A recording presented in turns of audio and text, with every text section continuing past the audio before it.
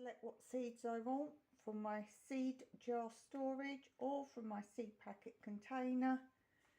I just pop them in one of the containers that I salvage, and I put in all the ones I want, and then I can carry it with the handle to where I want to grow the seeds. The seed packets don't get wet or dirty on the ground, and they most certainly don't blow away either. So get yourself a little carry container, and that's the way to take your seeds where you want to go, particularly if you've got large land and you can't just sit somewhere and sow your seeds.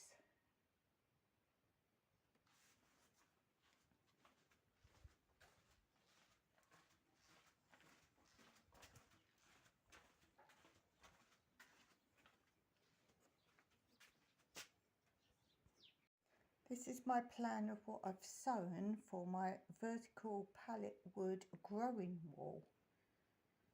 And because this is one area that we let guests pick from if they do their own cooking, I have used both popsicle sticks or lollipop sticks, but also my friend gave me some vet tongue depressors for animals. So some of those, and as you can see I've labelled them just using transfers that you rub on, and if some of the letters look a bit funny, it's because it was the very last few. So here you can see a $sign for the S, and I've added bits to make letters out of other letters just to use up all of it. I've covered these ones with sellotape or sticky tape, but of course you can just use nail varnish, clear nail varnish. And I've also made many more of these for some other areas of my garden where the guests can pick from.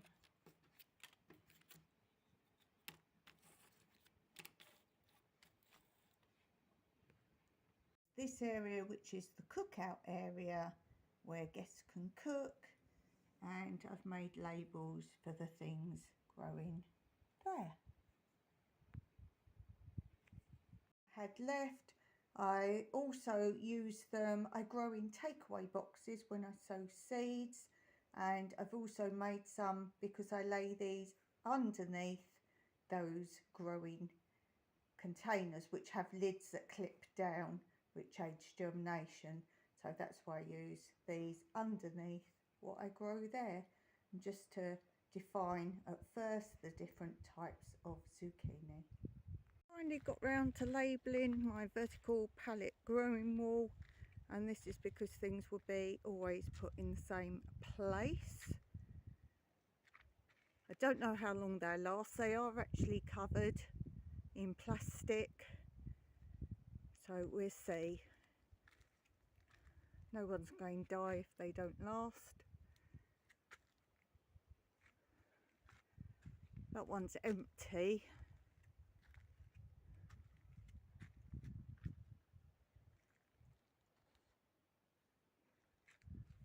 And I will always be growing the same things in the same ones because they work. I've done it for a couple of years now and they work, so I'm going to stay where they are. Nothing's in that one. Malabar spinach I haven't labelled because it's not like the herbs where they look similar, such as coriander and basil. So these are quite obvious, and obviously any guests here or volunteers, I will let them know what they are and how to use them. Purslane I haven't labelled because I might not keep that there. It just grows naturally here anyway.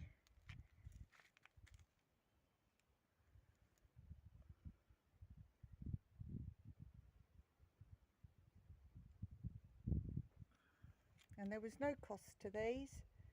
Someone who works at the cat sanctuary gave me all the sticks, which are vet sticks for looking down throats of cats, and the letters are just old odd letters I had, and you may notice that the letters aren't actually quite true.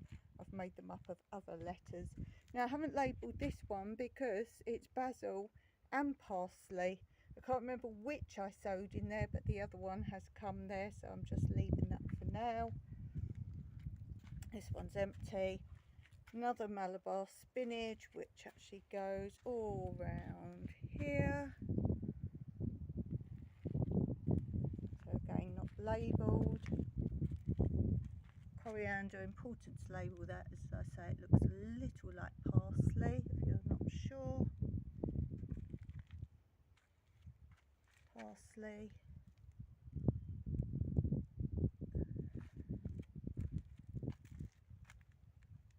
Another chive. And this one I've not labelled. It is supposed to be Malabar spinach, which is growing there and round the back, but as you can see there's purslane as well. And I keep harvesting and harvesting this Malabar spinach, and only did it 2 days ago, and already you can see we have more seeds. That's why they look a little thin at the moment, because I have harvested them. And these ones this year I'm growing all for seed. I am eating the leaves from another area, so I have this growing in several areas.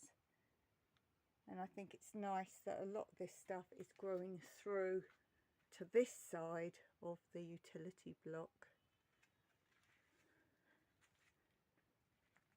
So what do you think about my free labels?